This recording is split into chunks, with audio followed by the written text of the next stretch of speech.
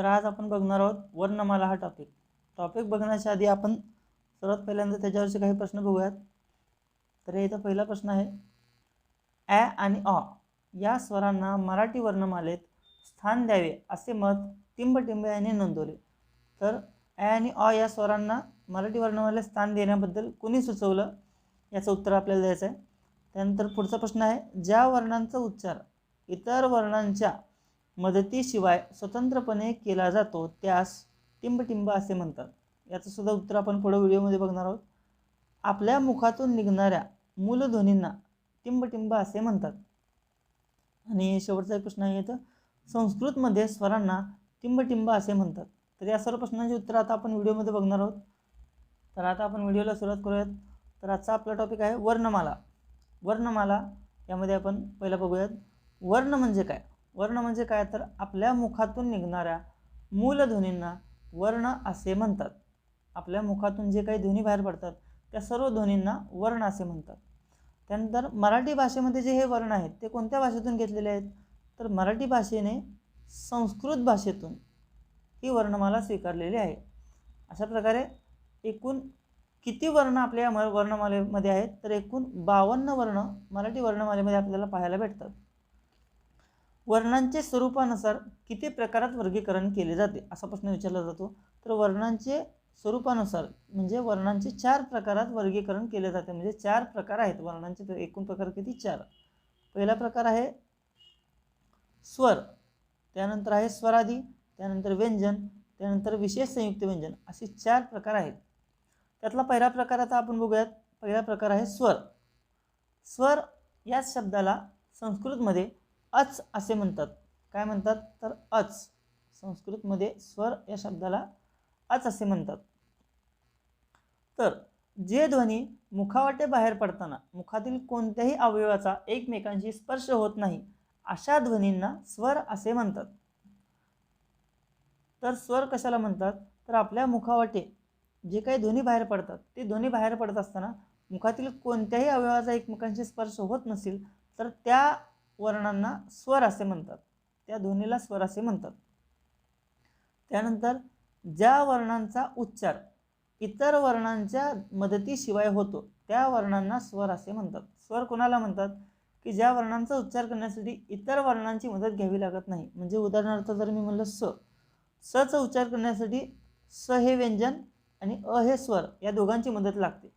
परंतु जर फक्त अ असेल किंवा ई असेल किंवा दीर्घ ई असेल यांचा उच्चार करण्यासाठी इतर वर्णांची गरज पडत नाही। म्हणजेच अ, ई, उ हे सर्व स्वर आहेत, म्हणजेच त्यांचा उच्चार करण्यासाठी इतर वर्णांची गरज पडत नाही।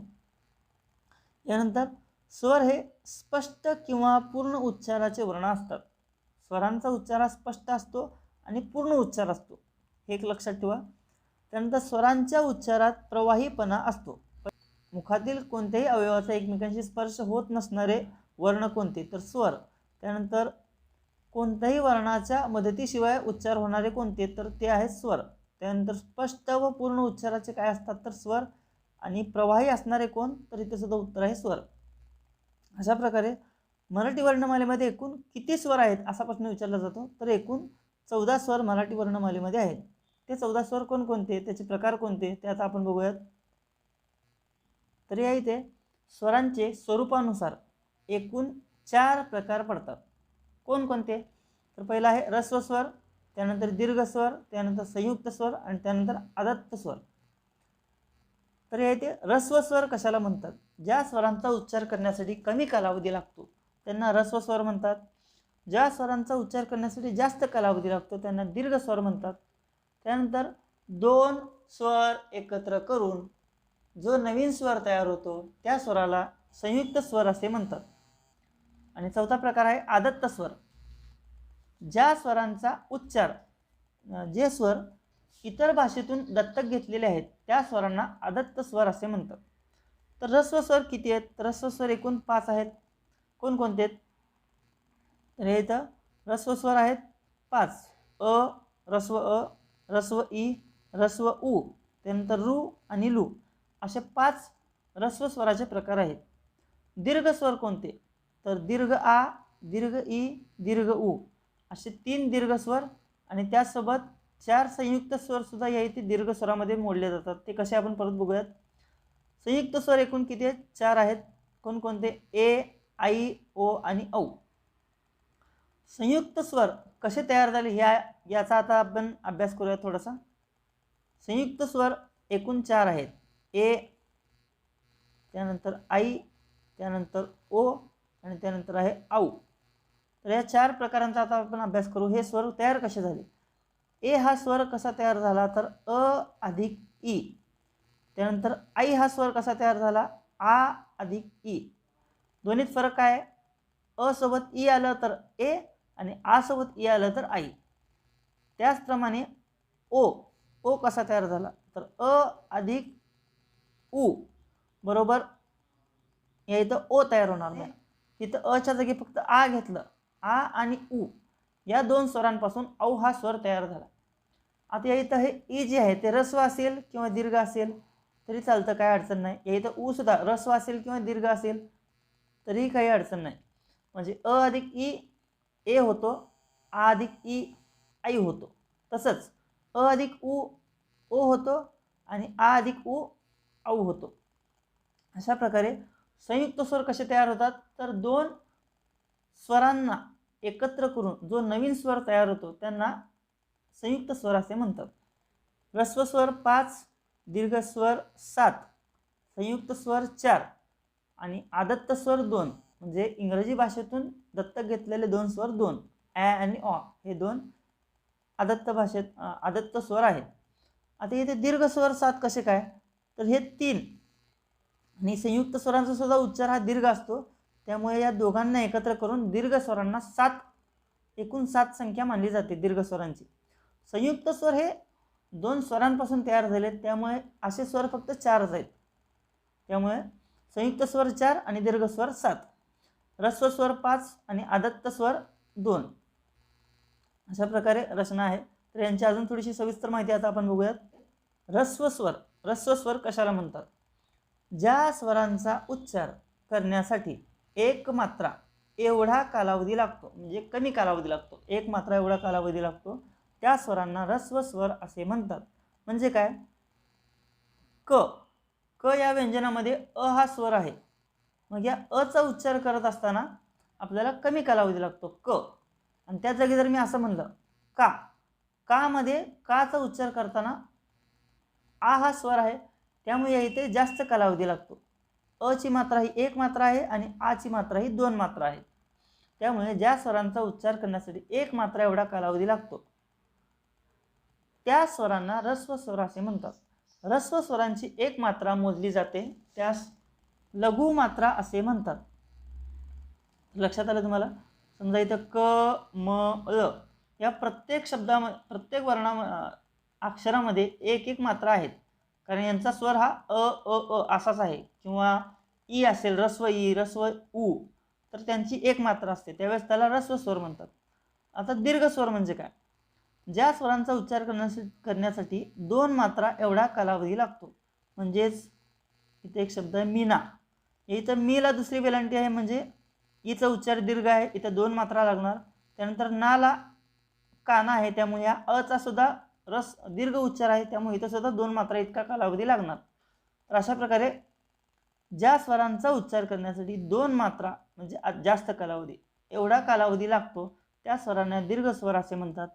दीर्घ स्वरांची 2 मात्रा मोजली जाते, त्यामुळे तिला गुरु मात्रा असे म्हणतात. ह्रस्व स्वराला लघु मात्रा, दीर्घ स्वराला गुरु मात्रा. तर मराठी स्वरमालेमध्ये दीर्घ स्वर किती आहेत? तर तसं बघितलं तर हे दीर्घ स्वर 3 आहेत, परंतु संयुक्त स्वरांचा समावेश केल्यानंतर या दीर्घ स्वरांची संख्या एकूण 7 होते. मराठी स्वरमालेमध्ये 3 दीर्घ स्वर आहेत, तसेच संयुक्त स्वरांचा समावेश दीर्घ स्वरामध्ये केला जात असल्याने दीर्घ स्वरांची संख्या 7 होते. यानंतर आता बघूयात संयुक्त स्वर. संयुक्त स्वर म्हणजे काय? 2 स्वरांचा एकत्रीकरणातून तयार होणाऱ्या स्वरांना संयुक्त स्वर असे म्हणतात. त्याचप्रमाणे 2 विजातीय स्वरांच्या एकत्रीकरणातून, विजातीय हा शब्द महत्त्वाचा आहे. इथं जर सजातीय आलं तर ते सजातीय चुकीच असेल. 2 विजातीय स्वरांच्या एकत्रीकरणातून संयुक्त स्वराची निर्मिती झाली आहे. आता सजातीय आणि विजातीय म्हणजे काय ते आपण परत बघूयात यानंतर. मराठी वर्णमालेत एकूण किती संयुक्त स्वर आहेत तर ते आहेत 4 संयुक्त स्वर. ए, त्यानंतर आई, त्यानंतर ओ, त्यानंतर औ. परीक्षेत यांची फोड सुद्धा विचारली जाऊ शकते की हे संयुक्त स्वर कोणत्या 2 स्वरांपासून तयार झालेले आहेत, त्यामुळे यांची फोड सुद्धा तुम्ही लक्षात ठेवा. त्यानंतर आहे संयुक्त स्वरांचा समावेश कोणत्या स्वरात केला जातो, दीर्घ स्वरात केला जातो, आत्ताच आपण बघितलंय. आता आहे आदत्त स्वर. आदत्त स्वर म्हणजे काय? आदत्त म्हणजे दत्तक घेतलेले, मूळ भाषेत नसलेले पण नंतर स्वीकारलेले वर्ण यांना आदत्त स्वर म्हणतात. इंग्रजी भाषेच्या संपर्कामुळे मराठी भाषेत रूढ झालेले स्वर म्हणजेच आदत्त स्वर होय. इंग्रजी भाषेचा वापर मराठीमध्ये थोडासा वाढल्यामुळे त्याच्या संपर्कामुळे मराठी भाषेमध्ये इंग्रजी भाषेतील 2 स्वर आलेले आहेत. ते 2 स्वर कोणते तर ॲ आणि ऑ या 2 स्वरांना आदत्त स्वर असे म्हणतात. या स्वरांना मराठी वर्णमालेमध्ये स्थान द्यावे असे मत कोणी सांगितले, असे मत कोणी मांडले तर अरविंद मंगळूरकर. अरविंद मंगळूरकर यांनी सांगितल्यानुसार मराठी वर्णमालेत हे 2 स्वर वाढवण्यात आले. तर ते कधी वाढवले? 6 नोव्हेंबर 2009. 6 नोव्हेंबर 2009 या तारखेला शासनाच्या निर्णयानुसार ॲ आणि ऑ या 2 स्वरांचा समावेश मराठी स्वरमालेत केला गेला आहे. ही तारीख लक्षात ठेवा. 6 नोव्हेंबर 2009च्या शासन नियमानुसार ॲ आणि ऑ हे 2 स्वर वर्णमालेमध्ये घेण्यात आलेले आहेत. तर यानंतर आता आपण बघूयात सजातीय स्वरांच्या जोड्या. म्हणजे सजातीय स्वर म्हणजे काय आणि विजातीय स्वर म्हणजे काय. तर सजातीय स्वरांच्या जोड्या या 3 आहेत. सजातीय स्वर म्हणजे काय तर ज्या स्वरांचे उच्चारस्थान समान आहेत त्यांना सजातीय स्वर म्हणतात. अ या स्वराचं आणि आ या स्वराचं उच्चारस्थान समान आहे. अ पासून आ, त्यानंतर ई पासून दीर्घ ई, ऱ्स्व ई पासून दीर्घ ई, त्यानंतर ऱ्स्व उ पासून दीर्घ उ अशा 3 जोड्या तयार झालेल्या आहेत. अ आ ई ई उ उ या 3 जोड्या फक्त सजातीय स्वरांच्या जोड्या आहेत. यांच्या व्यतिरिक्त इतर कोणतीही जोडी जर लावली तर ती विजातीय जोडी असेल. म्हणजे अ आणि उ, अ आणि ई, त्यासोबत रू आणि ई, त्यासोबत असं जरी केलं ए अधिक ई अधिक ए, उ अधिक ओ, तर हे सर्व जोड्या या विजातीय जोड्या राहतील. फक्त 3 जोड्या कोणत्या अ आ ई ई आणि उ उ या 3 जोड्या या सजातीय स्वरांच्या जोड्या आहेत. इतर सर्व स्वर जोड्या या विजातीय असतील. त्यामुळे आपण लक्षात ठेवताना फक्त या 3 लक्षात ठेवायच्या. यांच्या व्यतिरिक्त इतर जोडी जर आली तर ते विजातीय असेल. आता इथे ई आणि आ हे विजातीय आहेत परंतु अ आणि आ हे सजातीय आहेत. उ आणि ई विजातीय आहे परंतु ई आणि ई हे सजातीय आहे. ही गोष्ट लक्षात ठेवा. यानंतर आता आपण आत्तापर्यंत झालेल्या भागावर प्रश्न बघूयात. तर पहिला प्रश्न आहे ॲ आणि ऑ या स्वरांना मराठी वर्णमालेत स्थान द्यावे असे मत टिंबटिंबे यांनी नोंदवले. तर आत्ताच आपण बघितलं की असे मत कोणी नोंदवले तर अरविंद मंगळूरकर यांनी असे सांगितले होते की ॲ आणि ऑ यांना मराठी वर्णमालेत स्थान द्यावे. त्यानुसार 6 नोव्हेंबर 2009 या तारखेला शासन निर्णयानुसार हे 2 स्वर ॲड करण्यात आले. त्यानंतर पुढचा प्रश्न आहे ज्या वर्णांचा उच्चार इतर वर्णांच्या मदतीशिवाय स्वतंत्रपणे केला जातो त्यास टिंबटिंब असे म्हणतात. आता इथे आपण बघितलं होतं की स्वरांचा उच्चार करत असताना इतर वर्णांची गरज पडत नाही. त्यामुळे इथे उत्तर असेल आपलं स्वर. ज्या वर्णांचा उच्चार इतर वर्णांच्या मदतीशिवाय स्वतंत्रपणे केला जातो त्यास स्वर असे म्हणतात. पुढचा प्रश्न आहे आपल्या मुखातून निघणाऱ्या मूलध्वनींना टिंबटिंब असे म्हणतात. तर मुखातून निघणारे जे मूलध्वनी असतात त्यांना काय म्हणतात वर्ण असे म्हणतात. मुखातून निघणारे जे मूलध्वनी आहेत त्यांना वर्ण असे म्हणतात. पुढचा प्रश्न आहे संस्कृतमध्ये स्वरांना टिंबटिंब असे म्हटले जाते. तर आपण बघितलं होतं संस्कृतमध्ये स्वरांना काय म्हणतात तर अच असे म्हणतात. संस्कृतमध्ये स्वरांनाच अच असे म्हणले जाते.